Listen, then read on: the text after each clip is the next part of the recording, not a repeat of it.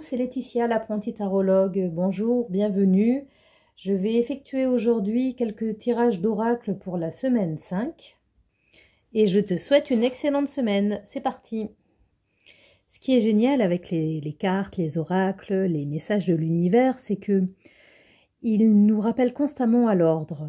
Pourquoi je dis ça? Parce que voici à nouveau la carte de l'échec qui s'était présentée, il me semble, la semaine 2 de cette nouvelle année 2025. Et j'en ai retenu qu'il faut se laisser porter par le courant, ne pas lutter. Et tout comme la semaine dernière où j'ai eu les 3 cartes de l'oracle d'Osho qui avait terminé l'année 2024, je remettrai en description le lien de la vidéo où on trouve la lecture du livret du guide d'accompagnement d'Osho qui concerne la carte de l'échec. En plus de l'échec et avant l'échec, on a la maîtrise des humeurs qui est très représentative de nous récoltant ce que nous pensons. Ne luttons pas. Je discutais hier avec un membre de ma famille et je lui disais que la clé pour être heureux, c'est être dans l'acceptation et de ne pas lutter. Voilà ce à quoi me fait penser la carte de la maîtrise des humeurs. Sans rentrer dans le... comment dire cela, sans choquer, vexer personne, sans que on nous accuse, surtout nous, femmes, d'être... dirigé par nos hormones. Enfin, je pense que c'est valable dans les deux sens. Donc, d'un côté, on a quelqu'un qui subit ses flèches. De l'autre côté, nous avons quelqu'un qui accueille des fleurs. Cette forme d'où se dégage un message me fait penser à une bague. En tout cas, c'est pas une lampe magique, c'est pas un cerveau, c'est pas une tête. Donc, allons voir ce que nous dit Osho sur la maîtrise des humeurs. Alors, le secret de l'anneau. Donc, on était bien sur un anneau. Le fait de penser que je suis le mental est de l'inconscience. Comprenez que le mental n'est qu'un mécanisme, tout comme le corps en est un. Comprenez que le mental est séparé. Le jour et la nuit se succèdent, et vous ne vous identifiez pas avec la nuit. Vous ne dites pas « je suis la nuit » ou « je suis le matin ». La nuit arrive, le matin arrive, le jour vient et de nouveau la nuit vient. Et la roue continue de tourner. Vous êtes conscient que vous n'êtes pas ces événements. C'est la même chose qu'avec le mental. La colère survient, mais vous vous oubliez et devenez colère. L'avidité survient, vous vous oubliez et devenez avidité. La haine apparaît, vous vous oubliez et devenez haine. C'est de l'inconscience. Être conscient, c'est observer que le mental est plein d'avidité, plein de colère, empli de haine ou empli de convoitise, et rester simple observateur. Ainsi, vous voyez l'avidité surgir tel un grand nuage sombre qui ensuite se disperse. Vous restez intact. Combien de temps peut-elle rester? Votre colère est momentanée, votre avidité est momentanée, votre convoitise est momentanée. En l'observant un peu, vous serez étonné de voir le mouvement de va-et-vient.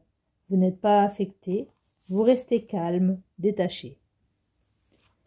La chose la plus fondamentale dont vous devez vous souvenir, c'est que lorsque vous vous sentez bien, d'une humeur extatique, ne vous mettez pas à penser que ce sera votre état permanent. Vivez ce moment aussi joyeusement, aussi gaiement que possible, en sachant parfaitement bien que cela ne fait que passer, pareil à une brise qui pénètre dans la maison avec toute sa fraîcheur et son parfum pour ressortir par une autre porte. Il est essentiel de comprendre que si vous pensez pouvoir rendre vos moments extatiques et permanents, vous êtes déjà en train de les détruire. Soyez reconnaissants quand ils arrivent et remerciez l'existence quand ils disparaissent. Restez ouverts, cela reviendra. Ne portez pas de jugement, ne faites pas de choix. Restez dans l'équanimité. Effectivement, par moments, vous serez malheureux. Et alors, il y a des gens malheureux qui n'ont même pas connu un seul instant d'extase.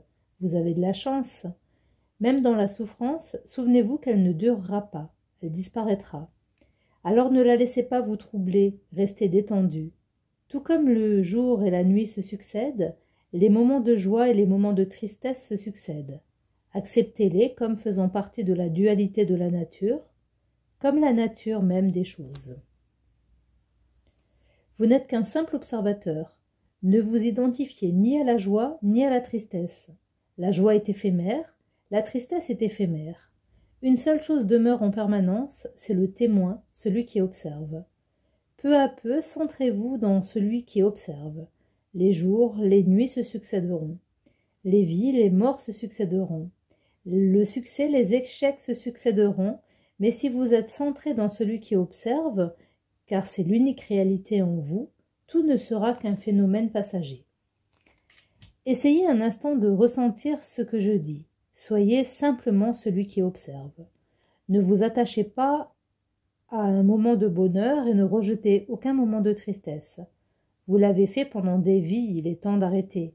Cela ne vous a jamais amené nulle part et ne vous y mènera jamais. Le seul moyen de le dépasser, de vous maintenir au-delà, c'est de trouver l'espace en vous d'où vous pouvez observer tous ces phénomènes changeants sans vous identifier à eux. Je vais vous raconter une ancienne histoire soufie. Un roi s'adressa aux sages de sa cour. « Je me fais faire une très belle bague, sertie d'un diamant magnifique. Je voudrais y faire cacher, à l'intérieur, un message qui me serait utile dans une situation désespérée. Il doit être très court afin qu'il puisse se cacher sous le diamant. » C'étaient tous des hommes sages, de grands érudits. Ils étaient capables d'écrire de grands traités, mais il fallait trouver un message de pas plus de 2 ou 3 mots qui puisse l'aider dans une situation désespérée. Ils réfléchirent, se penchèrent dans leurs livres, mais ne purent rien trouver. Le roi avait un vieux serviteur qu'il considérait presque comme son père. Il avait été le serviteur de son père avant d'être le sien. La mère du roi était morte très tôt, c'était ce serviteur qui l'avait élevé. Aussi n'était-il pas considéré comme un domestique. Le roi avait un immense respect pour lui. Le vieil homme lui dit « Je ne suis pas un sage, ni un savant, ni un érudit, mais je connais le message, car il n'y en a qu'un. Personne parmi ces gens ne peut te le donner. Seul un mystique, un être réalisé peut te le confier. Durant ma longue vie au palais, j'ai rencontré toutes sortes de gens, et même une fois un mystique. C'était aussi un invité de ton père, et je fus mis à son service. » Alors qu'il partait, dans un geste de reconnaissance pour tous les services rendus, il me donna ce message. Et il l'écrivit sur un petit bout de papier qu'il plia et donna au roi en disant « Ne le lis pas, garde-le caché dans la bague, ne l'ouvre que lorsque tout le reste aura échoué, quand il n'y aura plus aucun espoir. » Ce moment arriva vite. Le pays fut envahi et le roi perdit son royaume. Pour sauver sa vie, il s'enfuit à cheval, poursuivi par les cavaliers ennemis. Il était seul et ils étaient nombreux. Il arriva à un endroit où le chemin s'arrêtait. C'était une voie sans issue, une falaise surplombant une profonde vallée. Y tomber marquerait sa fin, mais il ne pouvait plus faire demi-tour. L'ennemi était là, il entendait déjà le bruit de sabots de leurs chevaux. Il ne pouvait avancer, il n'y avait aucune autre issue. Soudain il se souvint de la bague. Il l'ouvrit, sortit le papier sur lequel était écrit un petit message d'une immense valeur. C'était tout simplement « Ceci aussi passera ». Un immense silence descendit sur lui alors qu'il lisait cette phrase. « Ceci aussi passera », et c'est ce qui arriva. Tout ne fait que passer, rien n'est permanent en ce monde. Les ennemis qui le poursuivaient avaient dû se perdre dans la forêt, avaient dû se tromper de chemin. Peu à peu, le son de leurs sabots disparut. Le roi fut immensément reconnaissant envers son serviteur et envers le mystique inconnu. Ses paroles se révélèrent, miraculeuses. Il replia le papier, le remit dans la bague, rassembla à nouveau ses armées et reconquit son royaume. Le jour où il entra victorieux dans la capitale, il y eut une immense célébration dans toute la ville, de la musique, de la danse. Il se sentait si fier de lui. Le vieil homme qui marchait à côté de son char lui dit « C'est encore le bon moment de relire ton message. »« Que veux-tu dire ?» lui répondit le roi. « À présent, je suis victorieux, le peuple m'acclame, je ne suis pas désespéré et je ne suis pas dans une situation sans issue. » Le vieil homme dit « Écoute ce que m'avait dit le saint homme. Ce message n'est pas seulement fait pour le désespoir, mais aussi pour le bonheur. Pas seulement pour la défaite, mais aussi quand tu es victorieux. Pas seulement quand tu es le dernier, mais aussi quand tu es le premier. » Et le roi ouvrit l'anneau et lut le message. « Ceci aussi passera. » Et soudain, la même paix, le même silence au milieu de la foule triomphante qui faisait la fête et dansait, mais sa fierté et son ego avaient disparu. Tout passe. Il invita son vieux serviteur à monter sur le char et à s'asseoir à ses côtés. Il lui demanda « Y a-t-il quelque chose de plus? Ceci aussi passera. Ton message m'a été immensément salutaire. » Le vieil homme répondit « La troisième chose qu'a dite le saint homme, c'est « Souviens-toi, tout passe. Toi seul subsiste. Tu demeures à jamais en tant que témoin. Tout passe, mais vous persistez. Vous êtes la réalité. Tout le reste n'est qu'un rêve. De beaux rêves, des cauchemars. Peu importe, ce qui importe, c'est celui qui est conscient du rêve. L'unique réalité, c'est le témoin. » C'est un très joli message, merci Osho, surtout si on l'associe à la carte de l'échec, qui est, je vous le rappelle, le secret de la vraie réussite. Ne pas subir ses pensées, être observateur, être dans la vague, dans le flot de l'univers, dans l'acceptation. Merci infiniment pour ce beau message. J'ai mon oracle, le petit Lenormand, qui s'est invité ce matin. Il m'est tombé dans les mains.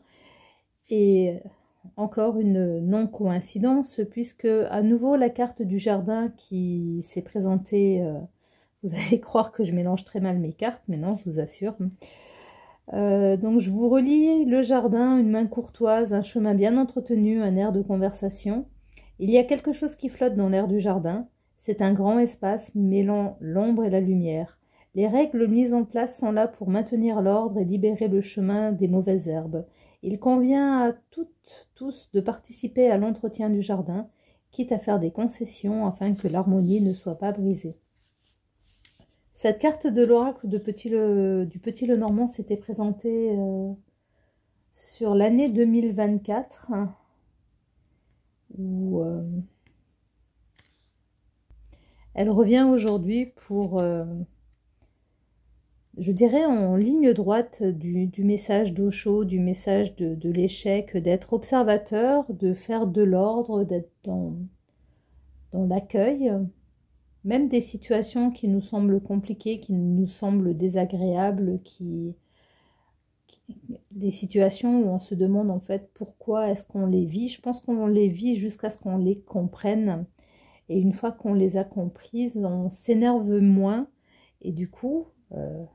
la maîtrise des humeurs, j'ai relevé ma carte pour qu'on voit mieux les titres, nous montre que il est important d'écouter sa colère, d'écouter sa joie, d'écouter ses peurs, d'écouter en fait ses sentiments, de voir qu'est-ce qu'ils ont à nous indiquer, mais ne pas oublier que ce ne sont pas nous.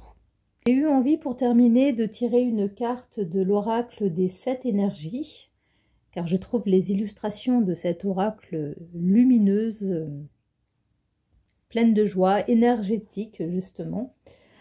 Donc voici l'esprit apaisé, la 32e carte de cet oracle, avec comme concept clé méditation comme voie d'engagement, besoin de silence, paix intérieure en dépit des conditions extérieures chaotiques, lâcher prise sur les résistances de l'esprit, pleine conscience. On reste dans... un esprit très méditatif, très pleine conscience, très observateur, avec cette carte d'oracle également. La vie est chaotique, occupée, bruyante, frénétique et accablante. Certains jours, tout ce bruit résonne autour de nous comme le grondement d'un tonnerre, nous laissant lassés et hébétés, comme heurtés de plein fouet par une tornade. N'est-ce pas la raison pour laquelle nous prenons des vacances? Pour nous évader dans un endroit paisible. Malgré le vacarme du monde environnant, il vous faut ralentir et trouver un peu de paix maintenant. Commencez par respirer profondément, engagez-vous à rester immobile, ne serait-ce que 5 minutes. Comptez vos respirations et prêtez attention à chacune d'elles. Sachez que vous avez tout le temps du monde pour faire les choses qui doivent être faites. Tout est parfait tel quel. Nos croyances fondamentales sur le monde trouvent leur origine dans nos pensées et nos sentiments, qui deviennent alors nos perceptions. Si nos pensées sont sans dessus-dessous, c'est ainsi que nous ferons l'expérience du monde extérieur. Mais que se passerait-il si le monde extérieur n'avait pas d'importance? Et si, au centre de nous-mêmes, Existait un espace toujours calme où l'esprit n'aurait pas 1 million de choses à dire et où nos problèmes et nos défis ne seraient pas aussi importants que nous le pensons. Il est temps pour vous de faire une pause afin de revenir en vous, dans cet espace intérieur et silencieux, et vous recentrer. Méditez sur l'immobilité intérieure. Choisissez de cultiver un esprit paisible et rien d'autre. Vous serez surpris de la facilité avec laquelle tout se met alors en place. Voici pour cette semaine 5 de l'année 2025. On peut prendre également ces messages comme des messages intemporels. Courage aux habitants de l'île-et-Vilaine et à tous les autres endroits qui sont aujourd'hui en fait en difficulté. Je vous souhaite une excellente semaine à tous et à très bientôt. Je vous embrasse. Merci. Merci de m'avoir écouté.